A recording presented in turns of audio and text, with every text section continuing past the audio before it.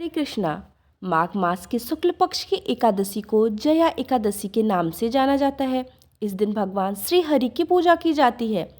जया एकादशी को सबसे महत्वपूर्ण व्रतों में से एक माना जाता है। ऐसा माना जाता है कि इस दिन भगवान विष्णु की पूजा सच्चे मन से करने पर व्यक्ति के सभी दुख दूर हो जाते हैं और व्यक्ति नीच योनि जैसे भूत प्रेत और पिशाच की योनि से मुक्त हो जाता है। तो आइए आपको बताते हैं साल 2024 में जया एकादशी का व्रत कब रखा जाएगा और व्रत का पारना किस दिन किया जाएगा। एकादशी तिथि प्रारंभ होगी 19 फरवरी सोमवार की सुबह 8:51 से और समाप्त होगी 20 फरवरी मंगलवार की सुबह 9:55 तक। ऐसे में इस बार नियमों का पालन करते हुए 20 फरवरी मंगलवार के दिन ही एकादशी का उपवास रखा जाएगा। एक दिन पहले दशमी तिथि के नियमों का पालन किया जाएगा।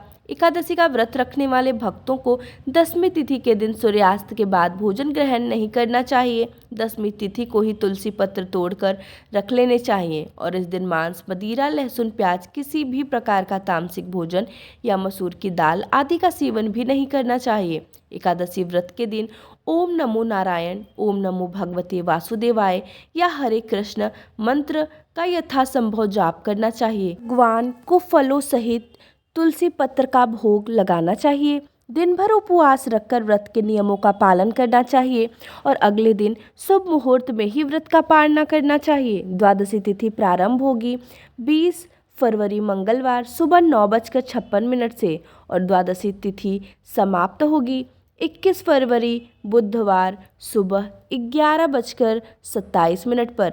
एकादशी का व्रत तभी पूर्ण होता है जब विधि विधान से व्रत रखने के साथ ही शुभ मुहूर्त में व्रत का पालना किया जाए। तो 21 फरवरी बुधवार को आप एकादशी का उपवास खोल सकते हैं। सुबह 7 बजे से लेकर 9:21 के बीच में व्रत का पालना करने से पहले भगवान को शुद्ध सात्विक भोजन का पीले मीठे चावल और तुलसी पत्र के साथ ही तिलों का भोग लगाना चाहिए। मौसमी फलों में केला, आंवले या बेर का भोग भी लगाना बहुत शुभ रहता है और इन्हीं प्रसाद को पहले ग्रहण करके आपको अपना उपवास खोलना चाहिए। व्रत का पालना करते समय सबसे पहले तुलसी पत्र और जल को मुख में डालकर उससे व्रत का पालना करने के बाद कुछ समय के बाद आप शुद्ध सात्विक भोजन ग्रहण कर सकते हैं। दान की जाने वाली सामग्री में आप काले तिलों का, मौसमी वस्त्रों का, पीले फलों का, बेर, आंवले या फिर आप घी, गुड़ और कंबल आदि का भी दान कर सकते हैं।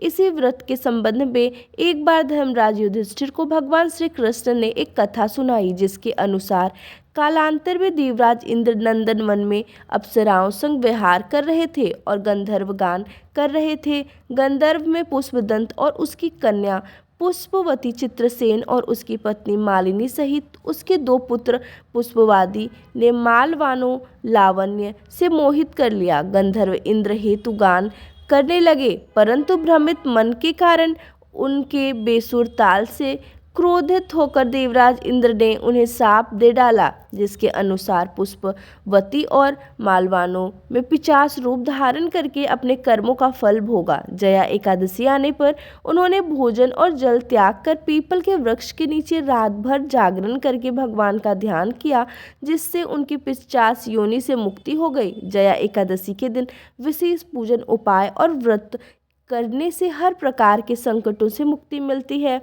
इस व्रत को धारण करने से व्यक्ति को अंत में मोक्ष की प्राप्ति भी होती है और ऐसा व्यक्ति अपने पितरों का भी उद्धार कर देता है। नरक योनि में गए हुए या पिशाच योनि में पड़े हुए पितरों का भी जया एकादशी के व्रत से पुण्य प्रताप से उद्धार होता है। उम्मीद है यह जानकारी आपको पसंद आई होगी। वीडियो अगर अच्छी लगी हो तो लाइक करने के साथ ही हमारे चैनल पर आप जया एकादशी व्रत की संपूर्ण कथा भी जरूर सुनिएगा। जय श्री कृष्ण।